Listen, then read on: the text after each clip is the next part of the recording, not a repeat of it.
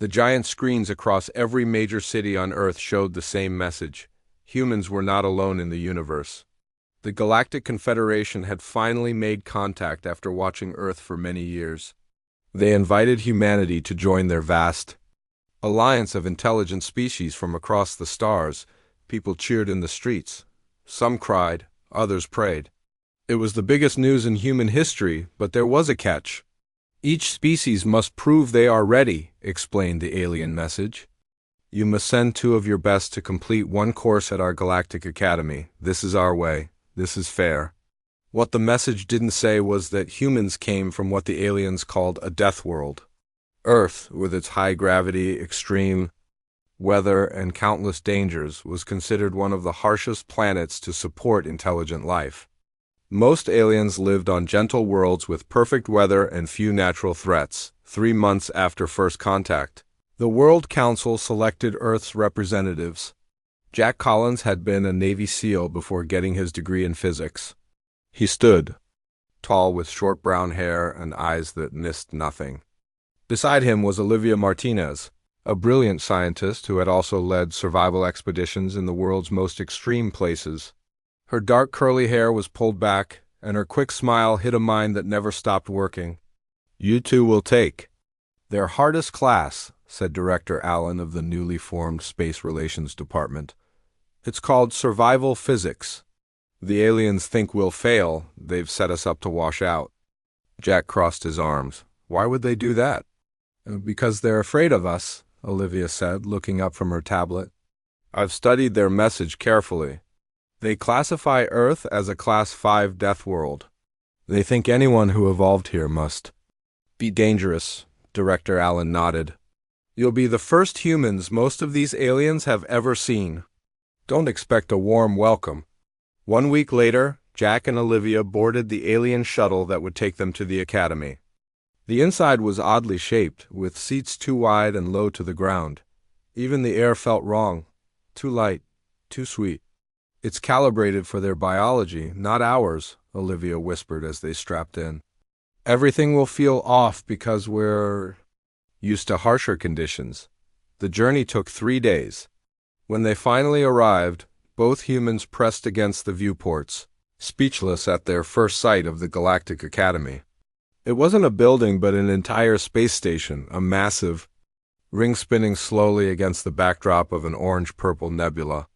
Hundreds of ships of different sizes and shapes moved around it like bees around a hive.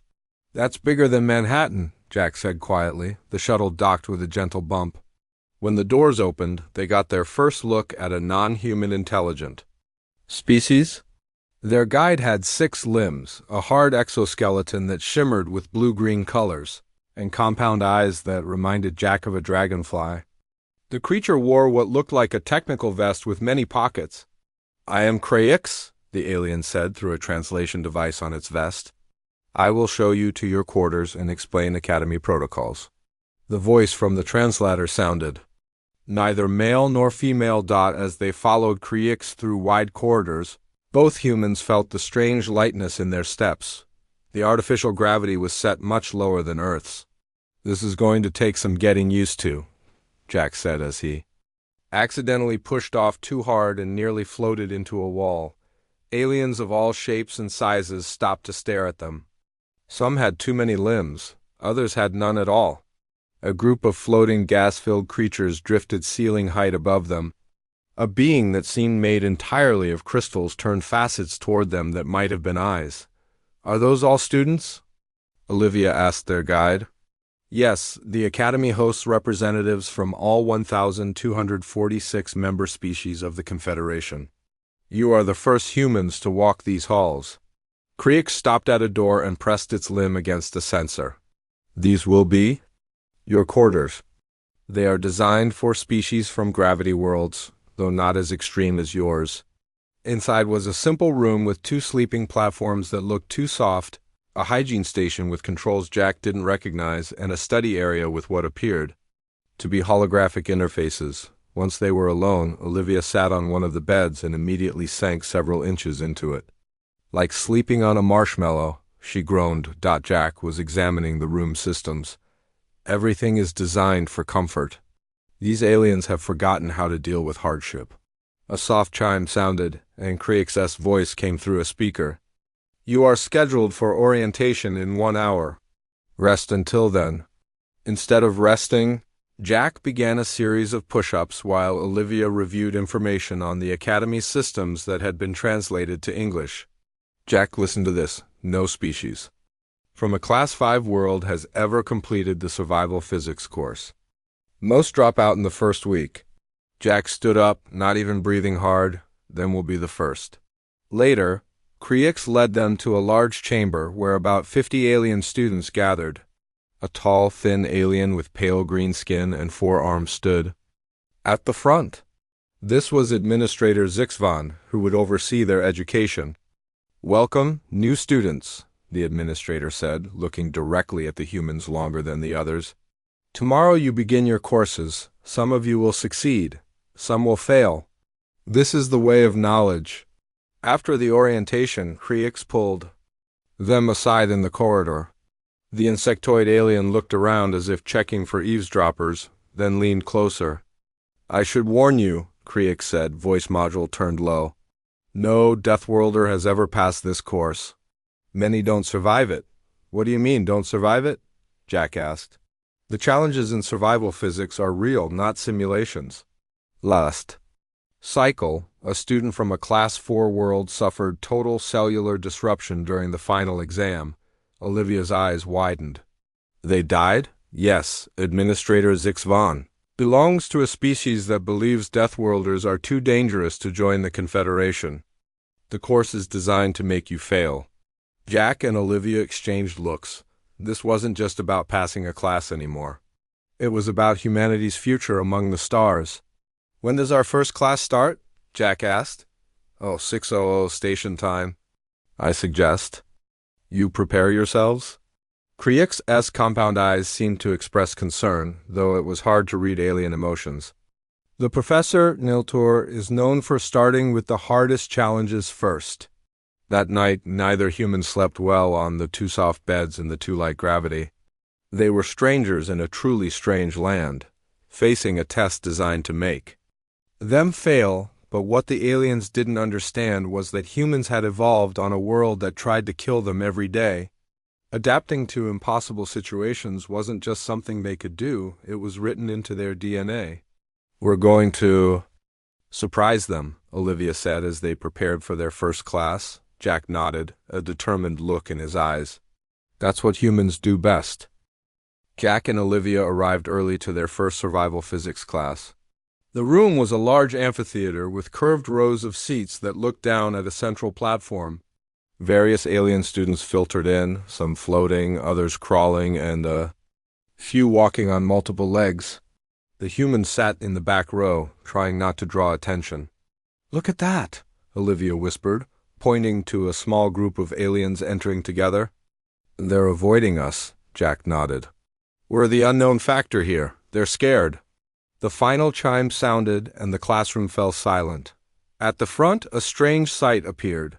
What looked like a blob of blue jelly floated in a transparent containment field. It shifted and pulsed with inner light. That's our professor? Jack asked quietly. The floating jelly pulsed, and a mechanical voice filled the room. I am Professor Nhiltor. Welcome to Survival Physics. This course has the highest failure rate in the Academy. I expect many of you will not complete it. The blob turned slightly, and Jack felt like it was looking directly at them. We have new species joining us this cycle. Humans from Earth, classified as a Class 5 Death World. Every alien in the room turned to stare at Jack and Olivia. Some made clicking sounds. Others moved away from them. Today we begin with practical application, the professor continued. Theory is useless without survival. You will be teleported to an asteroid field with minimal atmosphere. Your task, build a shelter using only the raw materials available and the basic toolkit provided. Murmurs spread through the class. This was usually a midterm challenge, not a first-day assignment. You have 8 hours to complete your shelter before the asteroid enters a radiation belt. Work alone or in species pairs. Failure means withdrawal from the course. Before anyone could protest, A shimmering light surrounded each student. Jack felt a pulling sensation, and suddenly he and Olivia stood on a barren, rocky surface. Above them stretched the blackness of space, dotted with stars and nearby asteroids.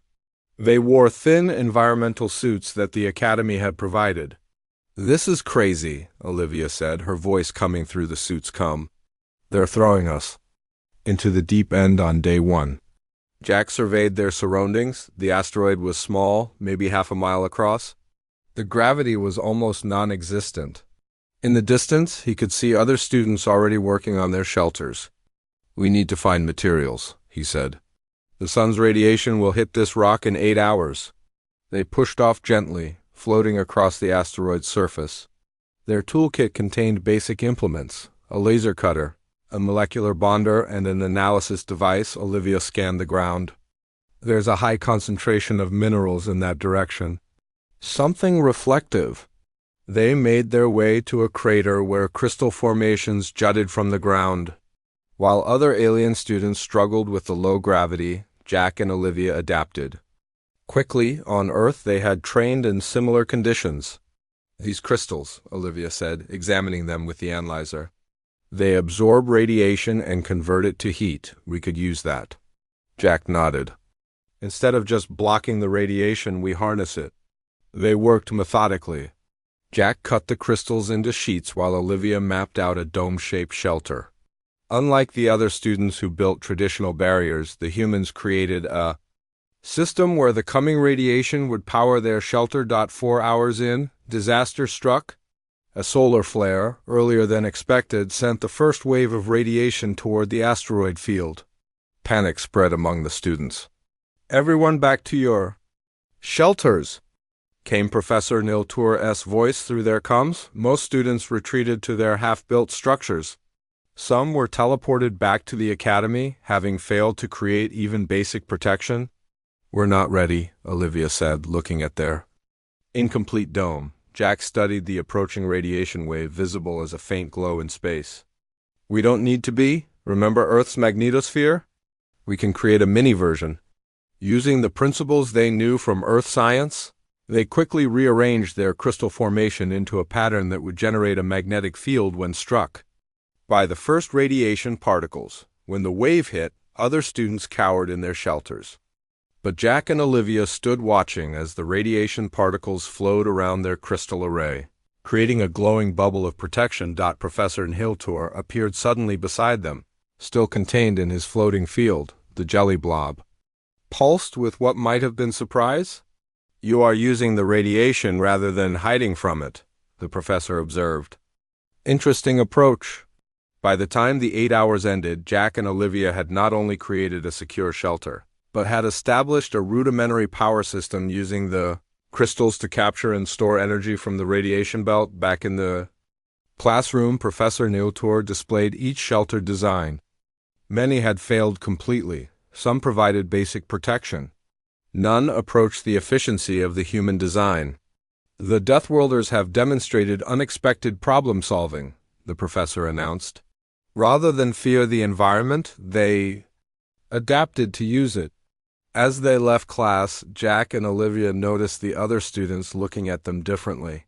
Not just with fear now, but with curiosity. "We passed the first test," Olivia said. "But they'll make the next one harder," Jack replied. "They still want us to fail." That evening, their guide Creix visited their quarters. The insectoid seemed agitated, limbs moving rapidly. "You have attracted attention," Creix said. "High Chancellor Zixvan has asked for reports on your performance. Is that normal?" Olivia asked. "No, the Chancellor rarely involves himself with individual students." Creix lowered its voice. "Be careful. Some powerful members of the Confederation do not want Deathworlders joining their ranks." After Creix left, Jack and Olivia sat on their 2 soft beds planning for the next day. "They think we're dangerous because we come from a harsh world," Jack said. Olivia nodded. "They don't understand that difficult conditions don't just make you stronger. They make you smarter, more creative." "Then that's our advantage," Jack said. "They expect us to be strong, but they don't expect us to outthink them." Outside their window, the vast nebula glowed purple and orange against the blackness of space. Somewhere in that darkness were other Deathworlders who had tried and failed to join the galactic community. Humanity would not fail, Jack and Olivia would make sure of that. The next test would come tomorrow, and they would be ready. Weeks passed at the Galactic Academy. Jack and Olivia faced new challenges in each class. They solved complex equations while standing in acid rain. They built quantum field generators in zero gravity. They analyzed the decay patterns of unstable elements while exposed to extreme heat. Through it all, they not only survived, they excelled. Word spread about the humans. At first, the other students played pranks on them. Someone filled their room with a gas that would make most species pass out. But humans, used to Earth's mix of gases, barely noticed the difference. Another time, the settings on their environmental suits were changed before a cold weather exercise.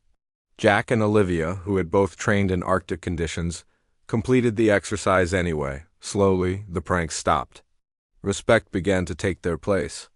The blue tentacle students asked if we would join their study group. Olivia told Jack one evening as they prepared for the next day's class. Jack looked up from the equations he was solving.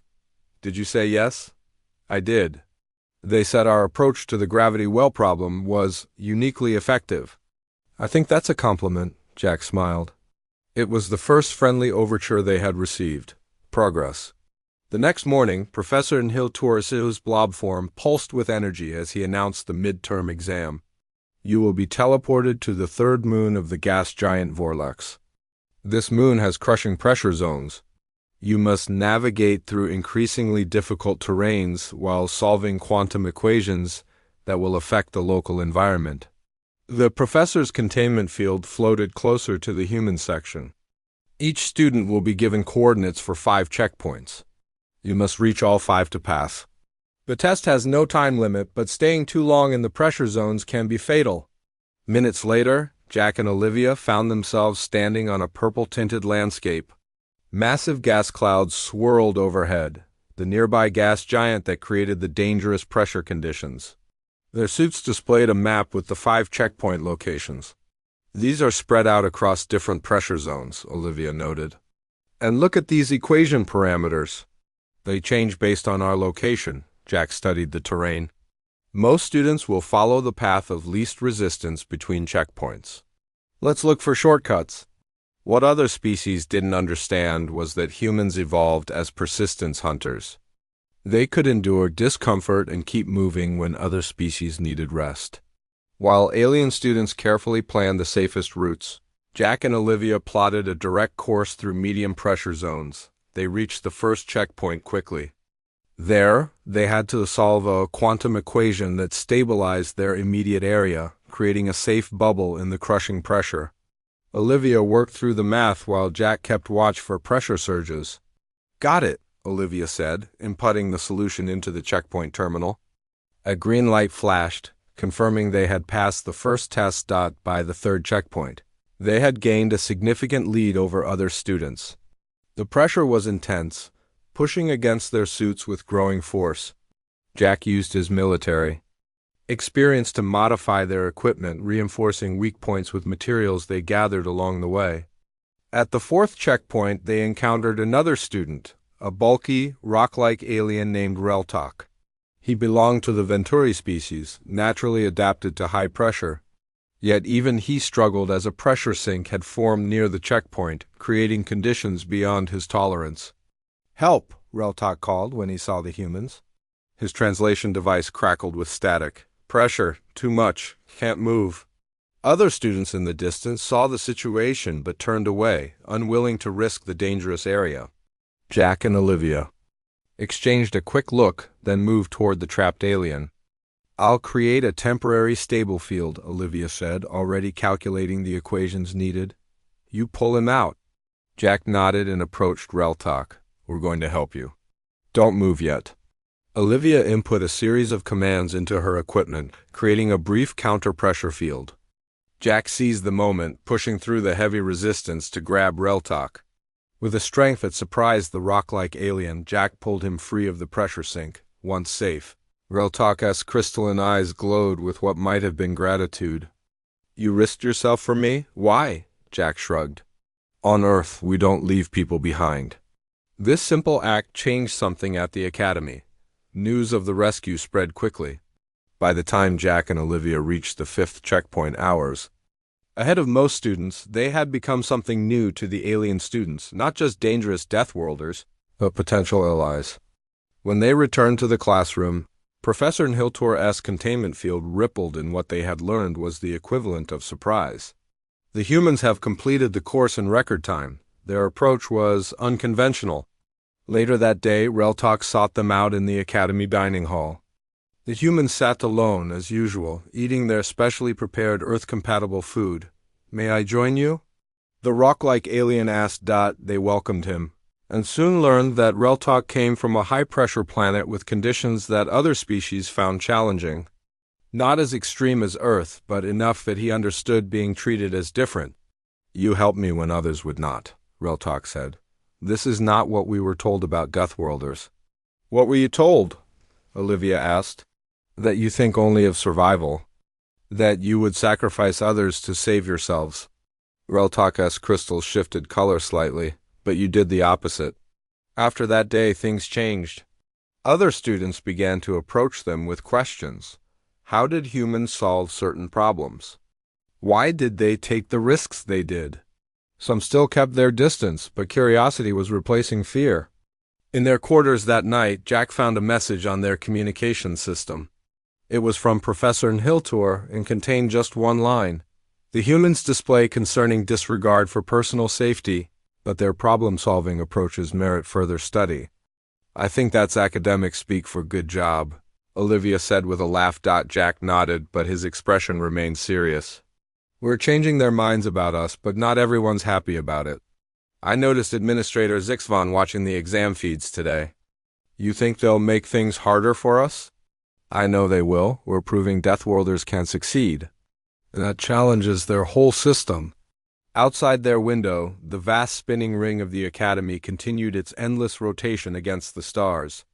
Somewhere in those halls, decisions were being made about humanity's future. Jack and Olivia had passed the midterm, but the hardest tests were yet to come. Jack noticed it first. The simulation parameters in their practice tests were always a bit more extreme than those given to other students. The gravity was always slightly stronger, the radiation a touch more intense, the time limits a few minutes shorter. It's not random, he told Olivia as they sat in their quarters reviewing data from the past month of classes. Look at these settings compared to what Reltalk and the others received. Olivia studied the numbers and frowned. You're right. Every test is calibrated to be about 20% harder for us. I thought I was just being paranoid. We need to find out why, Jack said, that night. After most of the academy was in its rest cycle, Olivia sat at their room's terminal. On Earth, she had been known for her skills at accessing secured systems. Now she put those skills to use, carefully, working her way into the academy's databases. This is strange, she whispered as Jack kept watch at the door. All Deathworld species have harder test parameters. It's built into the system. She dug deeper, following the digital trail. Hours passed as she worked through layers of security. Finally, she found what they were looking for, a hidden file containing communications between High Chancellor Zixvan and the Galactic Council. Jack, look at this, she said, her voice tight with anger. It's a systematic program to exclude Deathworlders from the Confederation. The messages revealed an uncomfortable truth. Several influential council species had been working together for centuries to keep dangerous species out of galactic politics.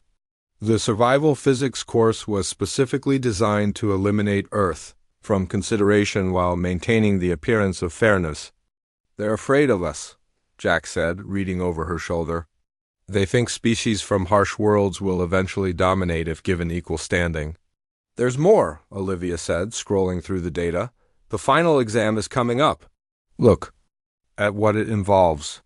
The final test would place students in a simulation of a neutron star's polar region, one of the most extreme environments in the universe. The passing score was set at 75%, But no student in Academy history had ever scored higher than 62%. It's rigged, Jack said. No one is supposed to pass. They were discussing what to do with this information when the door to their quarters slid open. Both humans tensed, ready for security officers. Instead, Creix entered, followed by Reltok and two other alien students they recognized from class. "We know what you've discovered," Creix said, mandibles clicking nervously. "Others have found pieces of the truth before, but never the full." "Picture, you knew about this?" Olivia asked. "My species was once classified as Deathworlders," Creix explained. "But that was 5 generations ago. After repeatedly failing Academy requirements, we were accepted as a servant species within the Confederation." "Servant species?" Jack repeated, disbelief in his voice. "We are allowed to join, but not to hold leadership positions or colonize new worlds," Creix explained. "It is better than being excluded entirely," Reltok stepped forward. His rocky body shifted uncomfortably. "Many of us have suspected the tests were unfair, but we had no proof until now." "What will you do?" asked one of the other aliens, a flowing water-like being contained in a transparent suit.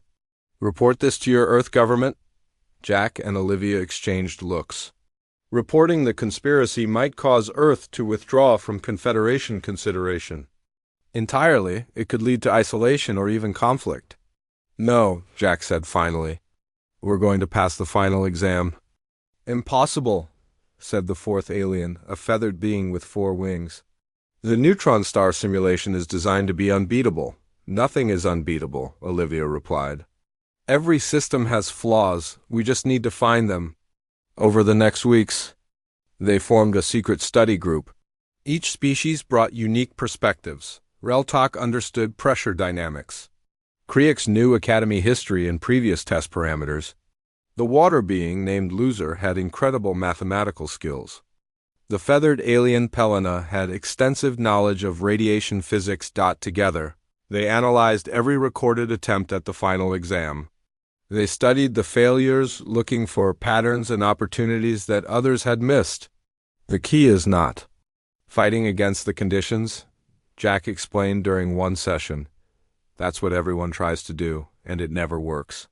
"Then what?" asked Pelina, feathers ruffling with curiosity.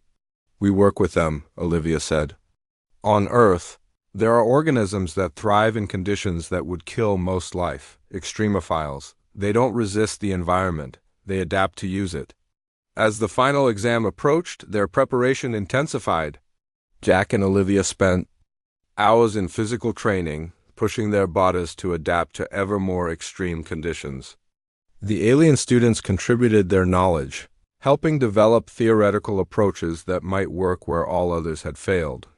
2 days before the exam, Creix brought disturbing news. "High Chancellor Zixvan has personally modified your exam parameters," the insectoid said, mandibles clicking rapidly in distress. "They will be 30% more extreme than standard." "They know we've been doing well," Jack said. "They're making sure we fail." That night, Jack found Olivia still working at their terminal, running simulations based on the new parameters. "You should rest," he told her. She shook her head. "I think I've found something. The neutron star simulation creates impossible gravity and radiation. But what if, instead of fighting against the gravitational forces, we use them?" Jack finished, seeing where her thoughts were going. "Create a perpetual motion system using the gravity itself?" "Exactly," her eyes gleamed with excitement. "It would generate a stable pocket within the chaos. Theoretically, it could work. Has anyone ever tried this approach?" "No, it would never occur to species from gentle worlds. They've always tried to counter the forces or shield against them. But we know better." The day of the exam arrived. Students gathered in a special chamber where the simulation would take place. Each would enter alone or in species pairs, wearing specially designed suits. Most would return within minutes. Their equipment failed, and their confidence shattered. As they waited for their turn, Administrator Zixvan approached the humans. The tall, 4-armed alien regarded them coldly. "Your performance in this class has been ... unexpected," he said. "But the final exam reveals the true nature of a species. Many believe Deathworlders lack the subtlety needed for this test. "We'll try not to disappoint you," Jack replied evenly. "That would be surprising," the administrator said before walking away. Olivia checked their equipment one last time. "Ready?" Jack nodded. "Let's show them what Deathworlders can do." Their names were called. As they stepped toward the simulation chamber, they saw High Chancellor Zix Von enter the observation room. He had come personally to witness their failure. The doors closed behind them, and the neutron star simulation began to form around them. The ultimate test had begun. The neutron star simulation engulfed Jack and Olivia in a storm of light and energy. Incredible gravitational forces pulled at their bodies. Radiation readings on their suits spiked into red zones. The air itself seemed to burn with particles of light. "This is even worse than the practice runs," Olivia shouted over the roar of energy around them. Jack nodded, bracing himself against the pull. They cranked everything up. "Stick to the plan."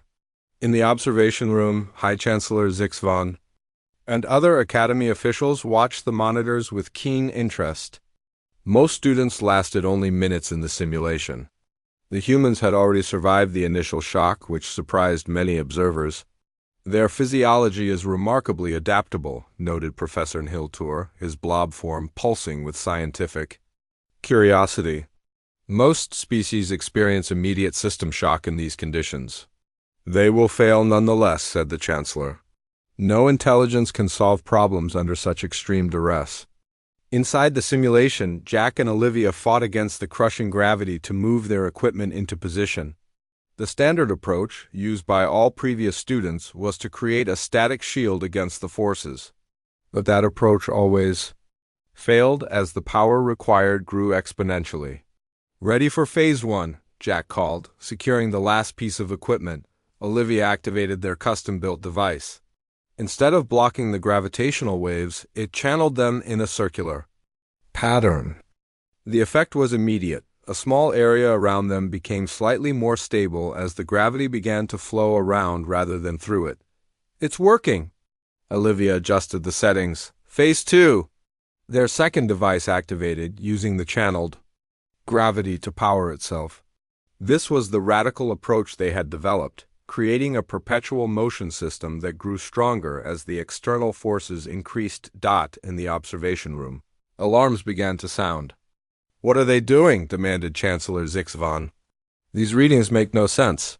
Professor Nhiltur moved closer to the monitors. "They are redirecting the forces, not fighting against them." Hours passed. Previous students had never lasted more than 90 minutes. The humans were now at 4 hours and still working. Their life signs remained stable. More remarkably, the pocket of order they had created within the chaos was growing larger. Word spread throughout the academy. Students and teachers gathered outside the observation room, trying to catch glimpses of the monitors. The humans were attempting something never seen before. Inside the simulation, Jack and Olivia moved to the final phase of their plan. The neutron star environment threw new challenges at them: radiation spikes, gravity waves, and sudden shifts in the magnetic field. Each time, they adjusted their system to incorporate the new forces rather than resist them. Final calibration. Olivia said, her voice steady despite the exhaustion of working for hours in the punishing conditions. "If this works, she input the last sequence. Their entire array of devices pulsed with energy, and suddenly the chaos around them transformed. The gravity waves, radiation, and magnetic forces fell into a stable pattern, a perfectly balanced system with the humans at the center. In the observation room, silence fell. The impossible had happened.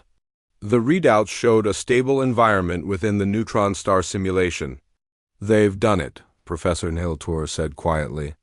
"They've found balance within chaos." 7 hours after entering, breaking the previous record by more than 5 hours, Jack and Olivia completed all the test objectives. When they finally emerged from the simulation chamber, they looked tired but triumphant. A crowd of students and teachers had gathered outside. Chancellor Zix Von stood rigid with shock. "This is unprecedented. We must verify these results. There may have been a malfunction." "There was no malfunction," Professor Niltor interrupted. I monitored every aspect of the test. Their approach was simply beyond our previous understanding. The score appeared on the main display, 89%, well above the passing requirement of 75%, and far beyond the previous record of 62%. The Academy erupted in controversy. Some officials demanded an investigation for cheating. Others recognized the paradigm shift happening before their eyes. Students from various species surrounded Jack and Olivia, asking questions about their approach. You did not fight the neutron star, said Reltok, his rocky form vibrating with excitement. You became part of its system. That's how we survive on Earth, Jack explained, exhaustion in his voice but pride too. We adapt, we find ways to live with forces we cannot overcome. In the days that followed, the Galactic Council held emergency meetings. The success of the humans could not be ignored.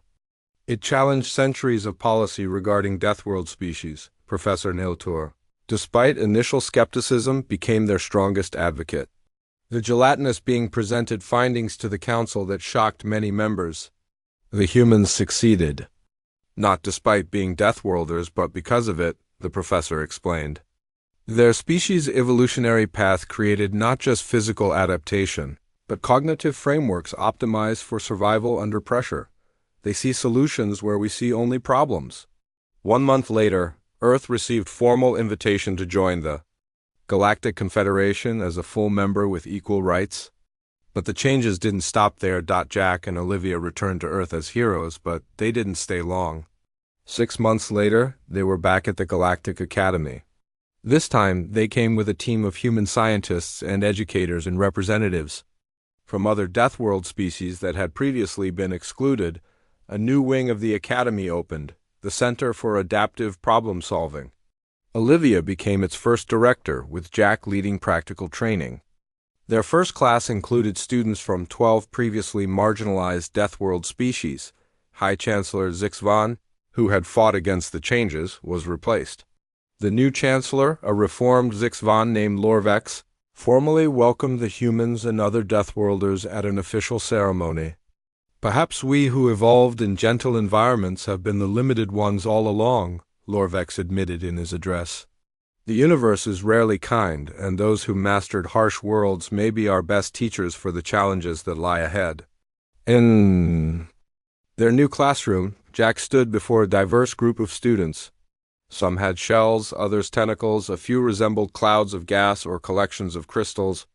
Among them were 3 more humans who had volunteered to join the program. The first lesson of survival is this, Jack told them. Adaptation is not about being the strongest. It's about finding harmony with forces greater than yourself. Olivia watched from the back of the room, smiling as she saw Kriix among the teaching assistants. The insectoids people were no longer relegated to servant status. Change was coming to the galaxy, one classroom at a time. Outside the academy windows, the stars shone brightly. Somewhere out there, other Deathworld species waited to be discovered, each with their own unique approaches to survival. The galaxy was about to become a much more interesting place. The humans had not just passed the class. They had changed the galaxy's understanding of potential itself.